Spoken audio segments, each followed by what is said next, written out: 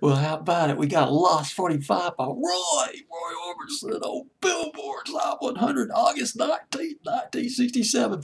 Now, by 1967, Roy Orbison had lost a lot of chart momentum here in the States. He continued to be popular in England, but his last top 10, I believe it was Pretty Woman in 1964. There was It's Over. That was in 1964. That was back when Roy was on the Monument record label. That's where he had most of his success, was on Monument Records back in the early 60s.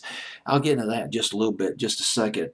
And of course, he had that comeback hit with You Got It in 1989. But let's go to this song, Lost 45 by Roy Orbison. Billboard's Hot 100 back in the summer of 1967. Cry Softly, Lonely One at number 52. It peaked at 52. But still, that angelic voice still comes through. It's got that chum chum doobie doobie. It's got that hook. It's got that killer hook, that chum chum. It's kind of a throwback to the sock opera years, really, of the 50s and early 60s. This record by Roy Orbison, God, it's a nice record. The echoes and everything, well produced. Cry Softly, yes, from the album called Cry Softly, Lonely One. Now, this album was off the MGM record label. Roy Orbison went from Monument to MGM. I believe he signed with MGM in 1965. MGM record label. Now, the songwriters, one of them just blew me away. First off, there was Joe Melson. Joe Melson, a longtime collaborator with Roy Orbison. It was Joe Melson who teamed up with Roy back in the late 50s. And starting on Monument Records, Joe Melson, he saw the potential in Roy's voice, particularly with Roy Orbison doing the ballads. I mean, the guy could kill it, just absolutely kill it, big time. And Joe Melson collaborated with Roy on songs like Crying, Running Scared, that was in 61, Only the Lonely, and of course Blue Bayou, which came out in 1963.